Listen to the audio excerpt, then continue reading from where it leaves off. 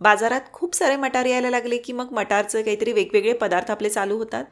पण आजकाल काय झालं की खूप तेलकट तुपकट अजिबात नको असतं, मात्र छान चटपटीत पदार्थ हवा बरोबर.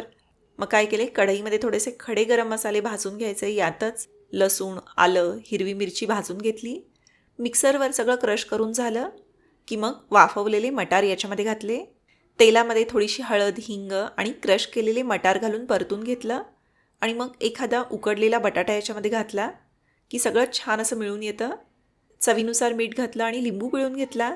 भरपूरशी बारीक चिरलेली कोथिंबीर घालायची आणि असं चटपटीत सारण तयार झालं. आता आपण तेल कमी वापरतोय तर मग मैदाही नकोच. गव्हाच्या पिठामध्ये थोडासा बारीक रवा घातला, थोडासा ओवा, मीठ घातलं आणि मग साजूक तुपाचं कडकडीत असं मोहन याच्यामध्ये घालून पारीसाठीचं पीठ जे आहे ते मळून घेतलं. पिठाची छोटी पारी लाटून याच्यामध्ये मटारचं सारण भरायचं आणि हे असं सील करून घेतलं. आप्पे पात्रामध्ये थोडंसं तेल गरम करून त्याच्यामध्ये ही जी कचोरी आहे ती अशी ठेवली. झाकण ठेवून अगदी 3 ते 4 मिनिटं मध्यम आचेवर वाफवून घ्या. असं छान खरपूस भाजलं की अशी बाजू पलटली आणि सगळ्या बाजूंनी असं छान शेकून घ्या.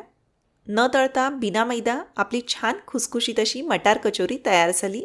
सविस्तर रेसिपी मराठी किचन यूट्यूब चॅनलवर पाहायला विसरू नका.